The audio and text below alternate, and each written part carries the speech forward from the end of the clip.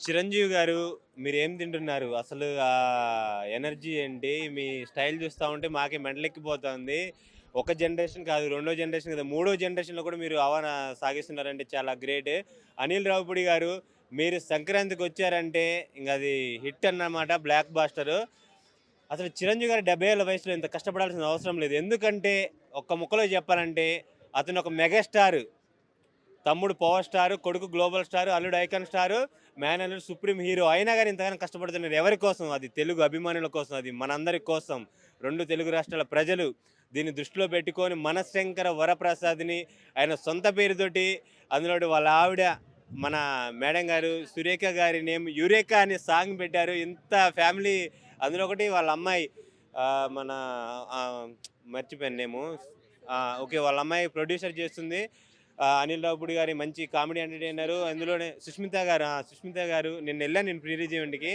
Madam గారిని చూస్తా ఉంటే నాకైతే అచ్చం చిరంజీవి గారు మాట్లాడినట్టే ఉంది ఆమెను చూస్తా ఉంటే. ఒక పెద్ద కొడుకులా చిరంజీవి గారికి అన్ని విధాలుగా తోడుంటుంది. గ్రేటు. మరియు ఇందులో ఇంకొక స్ స్టార్ ఉన్నారు. ఎవరనుకుంటున్నారు? అది మన విక్టరీ వెంకటేష్ గారు సీనియర్ స్టార్. ఇద్దరు సీనియర్స్‌ని పెట్టి ఈసారి సంక్రాంతిని దున్నేయబోతున్నారు. మొత్తానికైతే ఈ సినిమా అయితే super duper block buster hit అవుతుందని నేను అనుకుంటున్నాను. 500 క్రోర్స్ అయితే కొడుతుందని అనుకుంటున్నాను. ఈ సం మరి పాన్ ఇండియా తీసుకోలేదంటారా? పాన్ ఇండియా ఎందుకు తీసుకోలేదంటే మనకు తెలుగు చాలు. ఎందుకంటే full comedy and family entertainer Anil Ravipudi గారు అందిస్తారని 100% నాకు నమ్మకం ఉంది. సంక్రాంతికి వస్తున్నందుకు 300,00,00,000 కొట్టారు. ఈసారి ఒక 100,00,00,000 ఎక్స్‌ట్రా ఉంటుందని నేను అనుకుంటున్నాను.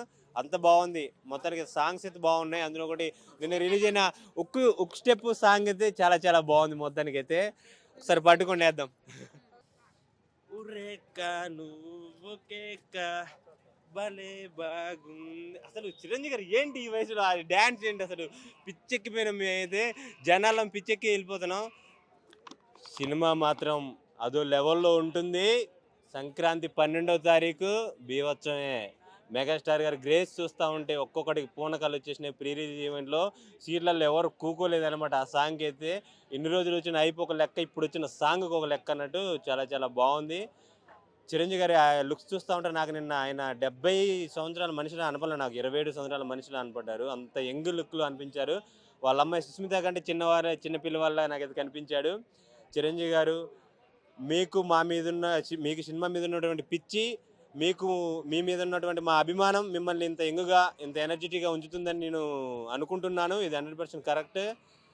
మీతో పాటు వస్తున్నటువంటి మా 'రాజసాబ్' ఆల్రెడీ హిట్ అయిపోయింది. ఇంక సీనియర్సే అన్నట్టు మీ సినిమాకి తప్పకుండా ప్రభాస్ అభిమానులు తప్పకుండా మీ సక్సెస్‌ని విజయవంతం చేస్తారు. ఈసారి మరి ఈ బరిలో నిలిచేది ఎవరంటారు టాప్‌లో? టాప్‌లో ఏం లేదు. టాలీవుడ్డే. అన్ని వుడ్‌లకి మించింది ఏదైనా ఉందంటే ఇప్పుడు ఇండియాలో ఒకటే అది టాలీవుడ్ అనమాట. 'రెబెల్ స్టార్‌ది' ఇంక అది పాన్ ఇండియా లెవెల్. దాన్ని టాలీవుడ్‌కి పరిమితం చేయకూడదు. టాలీవుడ్‌లో అయితే ఇంక చిరంజీవి గారు ఆయన హవా ఉంటది. ఎందుకంటే ఆయన ఇప్పటి నుండి కాదు కదా! ఎప్పటి నుండో ఆయన నవీన్ నటుడు. పొలిశెట్టి గారి ఆ! సినిమాలు కూడా 'నవీన్ పొలిశెట్టి' గారిది అది ఇంక కామెడీ ఎంటర్‌టైనర్. మా 'ప్రభాస్ అన్న ఫ్రెండ్' ఆయన మూవీ హిట్ అవుతుంది. ఇది 'రవితేజ' గారిది హిట్ అవుతుంది. చిరంజీవి గారి తమ్ముడు కదా! ఆ సినిమా హిట్ అవుతుంది. ఇది అవుతుంది.